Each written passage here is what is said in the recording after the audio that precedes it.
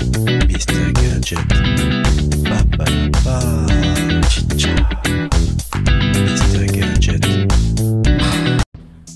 Allez, bonjour les amis, je suis content de vous retrouver pour une nouvelle émission de Mr. Gadget. Alors aujourd'hui, nous allons parler de ça. Alors qu'est-ce que c'est? Pour certains, vous l'aurez reconnu, c'est la Osmo Pocket première du nom.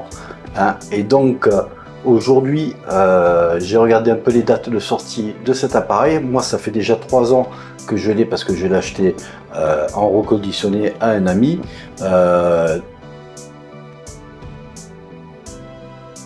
Plus de 5 ans qu'elle est sortie cette petite caméra. Donc vous voyez, elle est toute petite. Voilà, elle promet avec une nacelle motorisée des images très stabilisées ou avec des effets comme des effets FPV ou quoi que ce soit qu'on peut simuler avec. Donc elle est très intéressante.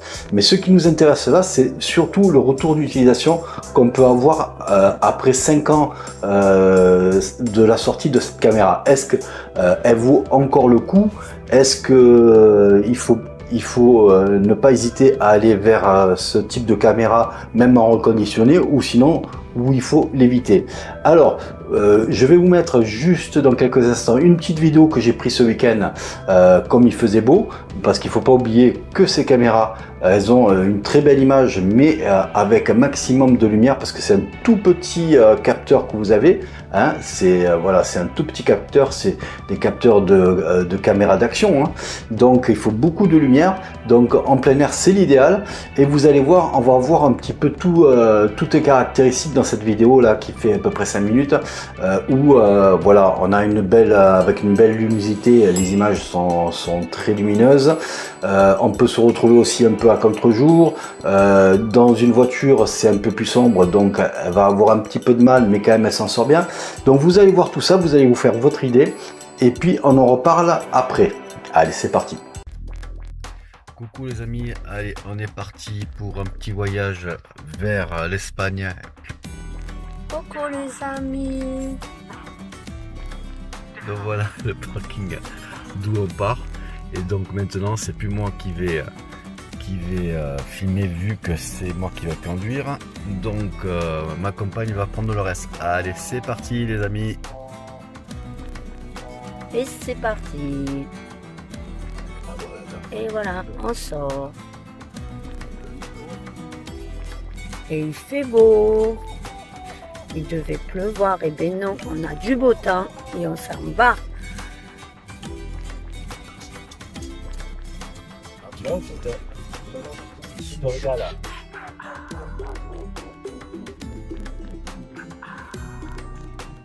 Et voilà, nous allons entrer au péage pour direction la Jonquière. Et viva l'Espagne! Les chaînes des Pyrénées. Les Pyrénées.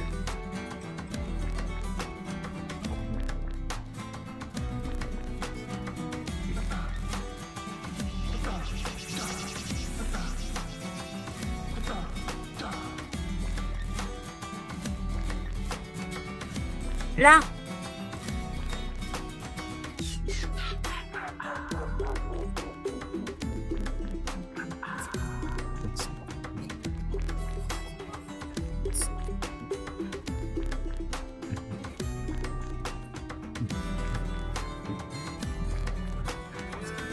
Et voilà, nous allons passer en Espagne. Et fin de l'autoroute, nous passons en Espagne.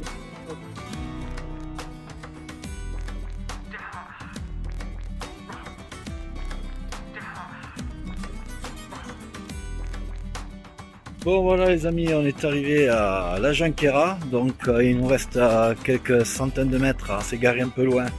Mais il y a tellement de monde, je vais vous montrer, que voilà, il a fallu que se garer là où on pouvait. Voilà, toutes les voitures que vous voyez, c'est pour le centre commercial qui est un petit peu plus loin.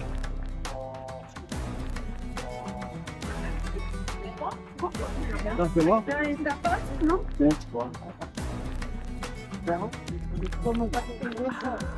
Hein?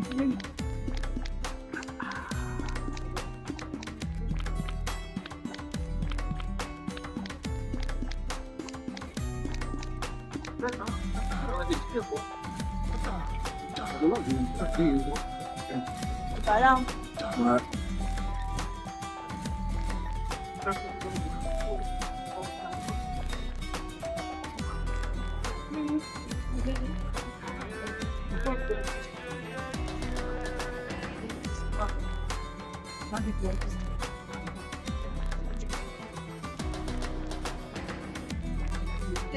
Petite entrée à partager avec ma petite chérie.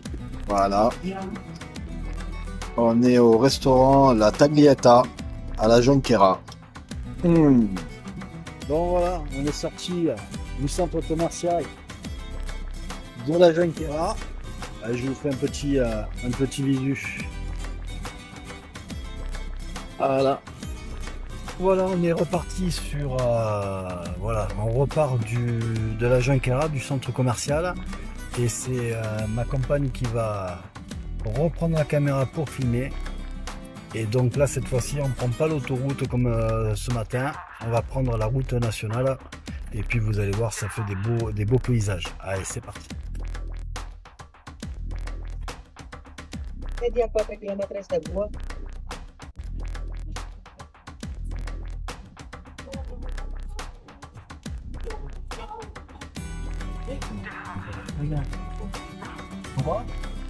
Au fond, vous voyez Port-Baccarès. Voilà.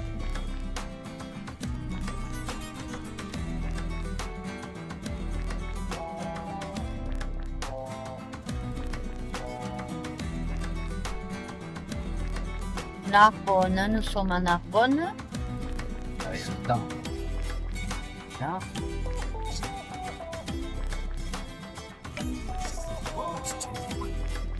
L'abbaye de Fontfroide à visiter, très belle abbaye.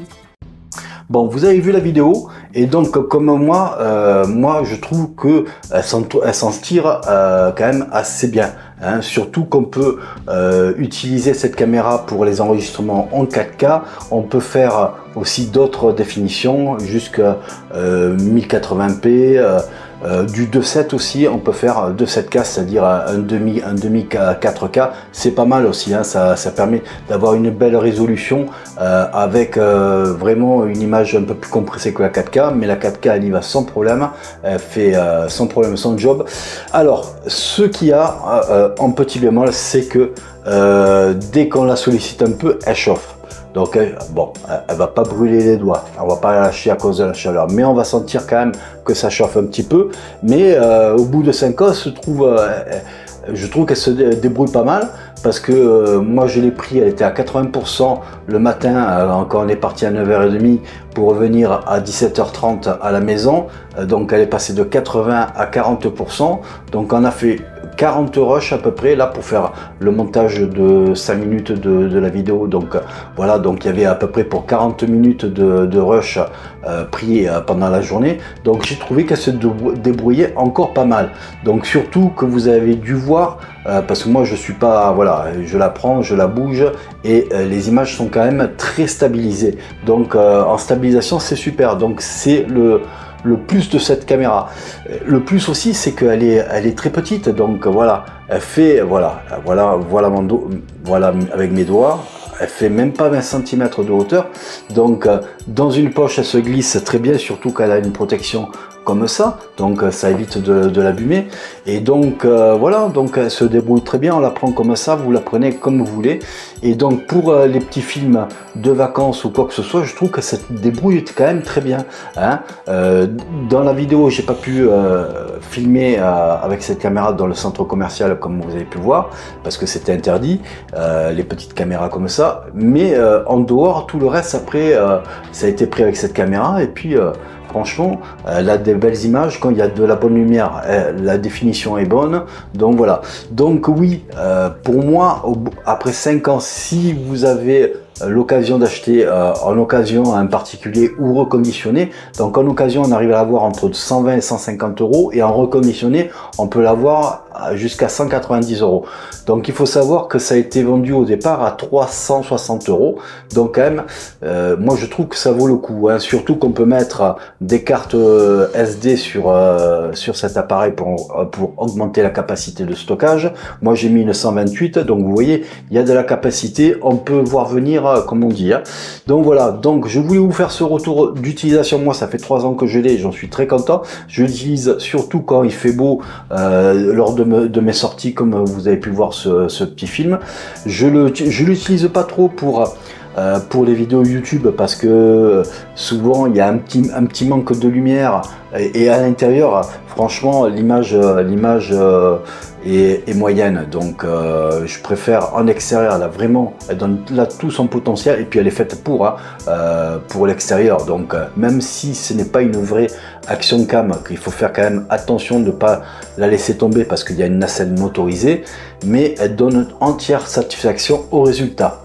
Voilà ce que je voulais vous parler pour moi aujourd'hui. Donc je trouvais que voilà, parce que je ne vais pas vous recommander d'acheter les derniers cris, hein. Souvent on peut faire encore très bien avec du matériel reconditionné comme celui-ci, et avoir une bonne utilisation, hein. Surtout qu'on peut faire aussi des ralentis avec en 1080p et 720p, et puis on peut aussi avoir des timelapses. Donc on peut faire beaucoup de choses avec. Elle est livrée avec l'application DJI Mimo, hein, et donc pour moi c'est toujours un petit coup de cœur, parce que franchement le résultat des images stabilisées est trop top. Voilà ce que je voulais vous dire pour cette petite caméra encore de nos jours en 2024, hein. Donc elle est sortie fin 2018, début 2019, et donc vous voyez en un peu plus de 5 ans, elle est quand même encore à l'ordre du jour, même si il y a eu 2 autres moutures de fait par DJI, parce qu'on en est à la Pocket 3 maintenant, qui est très bonne aussi. Voilà pour moi, n'hésitez pas à mettre un pouce bleu si vous avez aimé la vidéo, n'hésitez pas à vous abonner si ce n'est toujours pas fait, puis moi je vous dis à bientôt. Allez, ciao ciao.